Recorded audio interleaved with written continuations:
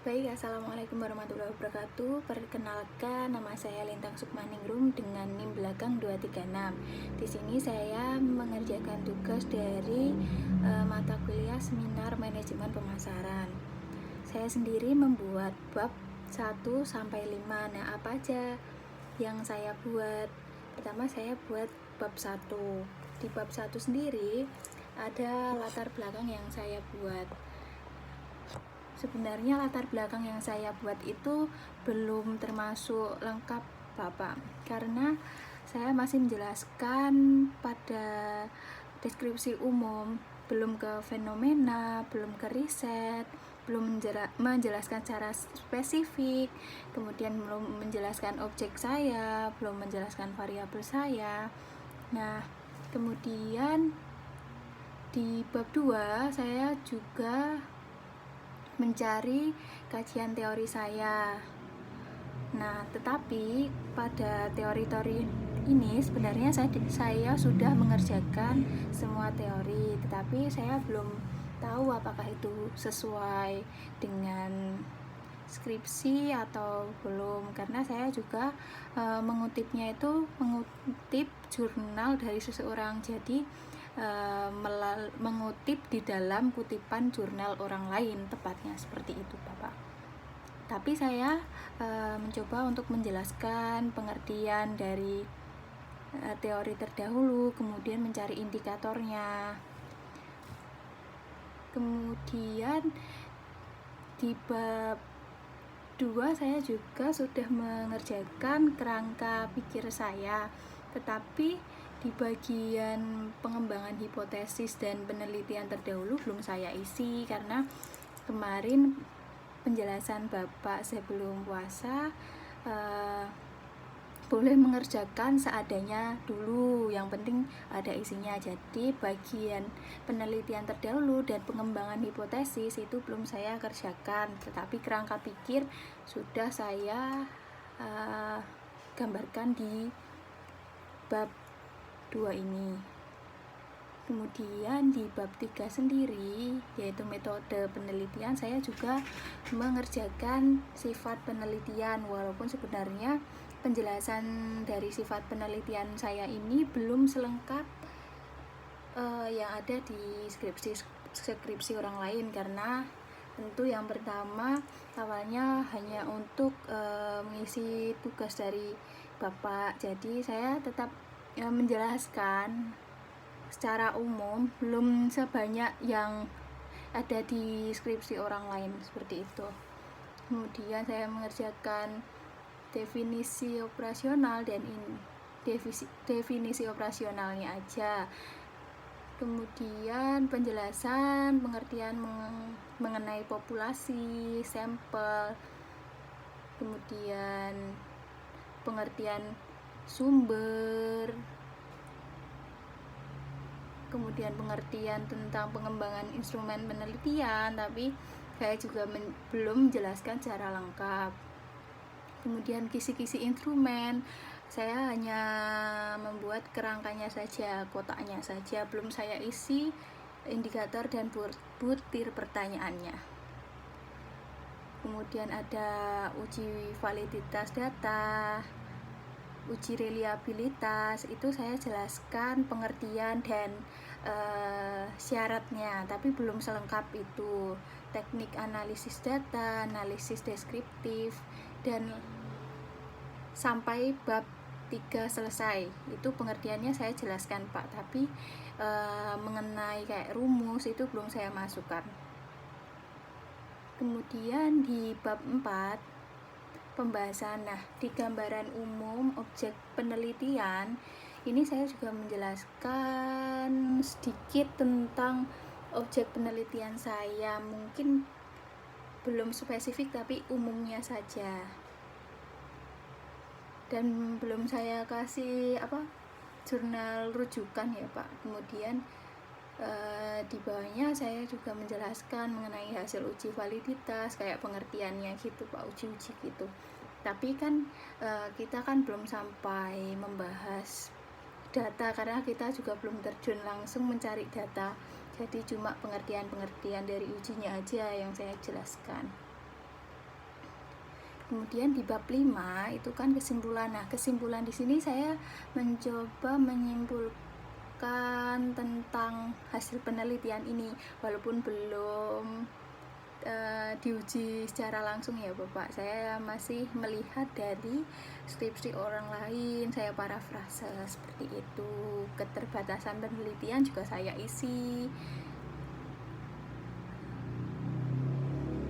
Kemudian saya juga sudah mengerjakan daftar pustaka menggunakan aplikasi Mendeley sesuai dengan aturan dari kampus, menggunakan aplikasi yang membantu pengecekan pengutipan jurnal seperti itu Bapak. Kemudian saya akan menjelaskan apa kesulitan yang saya hadapi untuk mengerjakan bab 1 sampai bab 5 ini Bapak. Jadi di bab 1 karena saya sudah mengerjakan latar belakang. Nah, di sini tuh saya bingung menentukan secara umum mana sih ini deskripsi umum, mana sih kalau masuk ke spesifik itu bagaimana, kemudian menjelaskan objek, kemudian fenomenanya itu bakal dikasih di bagian mananya, kemudian mencari data fenomena yang terjadi saat ini. Nah, itu saya menggunakan Google Trend Pak. Google Trend misalnya saya meneliti objek penelitian skincare.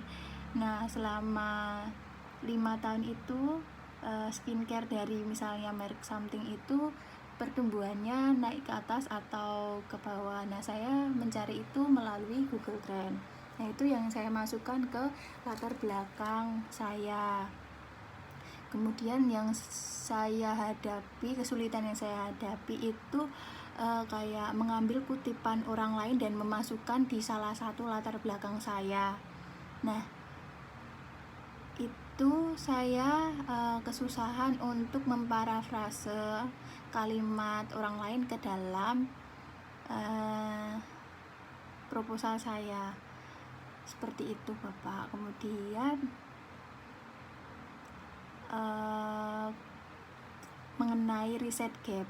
Nah, riset gap itu saya kurang paham mengenai riset gap itu diberikan di bagian mana. Kemudian mencari riset gap itu apakah di X1 terhadap Y atau bagaimana. Kemudian saya mengalami permasalahan penulisan pada bab 2 yaitu bagian teori-teori. Saya itu kan mengutip teori terdahulu di dalam jurnal orang lain.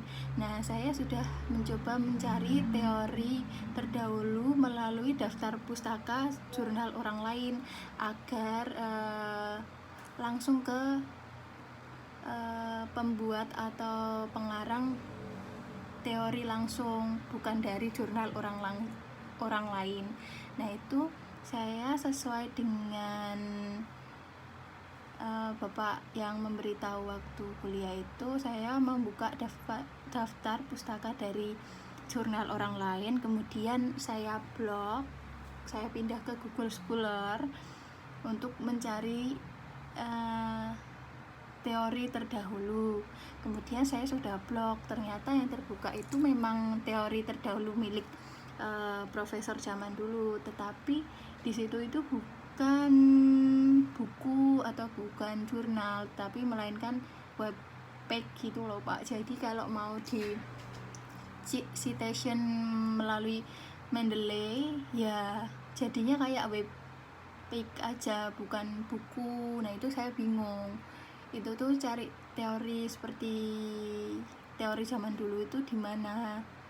Seperti itu. Kemudian memparafrase menjadi salah satu kesulitan yang saya hadapi, karena kan di bagian teori ini banyak yang harus diparafrase karena mengutip teori terdahulu agar tidak terjadi turnitin, seperti itu Bapak. Kemudian saya juga belum mengisi kayak penelitian terdahulu, nama tahun, variabel, populasi, dan sampel hasil. Seperti itu belum saya isi. Pengembangan hipotesis juga belum saya isi, namun kerangka pikir sudah saya isi. Nah, di bab 3 saya mengalami kesulitan untuk memparafrase pengertian uji atau metode yang saya gunakan, seperti itu. Kemudian mencari jurnal dari orang lain yang sesuai dengan metode saya. Setelahnya saya masuk ke bab 4, pembahasan. Masuk ke bab 4, pembahasan mengenai gambaran umum objek penelitian. Itu saya juga masih secara umum menjelaskan, Pak, karena memang kemarin terbilang waktunya cukup sedikit untuk mengerjakan semuanya dan dikumpulkan sebagai nilai UTS. Jadi tetap saya kerjakan walaupun isinya masih sedikit. Kemudian di bab 5, kesimpulan dan keterbatasan penelitian, saran mungkin bisa dikerjakan setelah bab sebelumnya sudah selesai ya Bapak, karena kesimpulan bisa diambilkan dari bab sebelumnya kalau udah ada terjun langsung penelitian data. Mungkin kalau keterbatasan penelitian bisa beberapa yang saya isi, kemudian saran juga belum bisa saya isi Bapak, seperti itu. Kemudian yang saya hadapi itu kayak daftar pustaka. Jadi udah saya klik biar daftar pustaka pindah di bawah sendiri kan Bapak. Harusnya formatnya kan nama, kemudian tahun, judul, dan seterusnya. Nah ini tuh ada yang terbalik gitu loh Pak, ada yang malah judulnya dulu baru nama. Nah itu gimana, padahal udah di citation Mendeley-nya sama, udah sama semua gitu Pak, tapi masih terbalik. Itu harus diubah secara manual atau ada kesalahan saya mengklik atau bagaimana, karena kan mengklik untuk memindahkan di daftar pustaka keluar semua itu kan cuma satu yang diklik, nah langsung keluar semua. Lah itu ada yang bener nama dulu tahun, tapi ada yang terbalik juga, malah judul dulu baru nama, seperti itu Bapak. Nah itu yang menjadi kendala saya selama mengerjakan bab 1 sampai bab 5. Itu saja yang bisa saya jelaskan. Kurang lebihnya mohon maaf, jika banyak kesalahan kata mohon dimaafkan Bapak. Terima kasih, salam dan bahagia.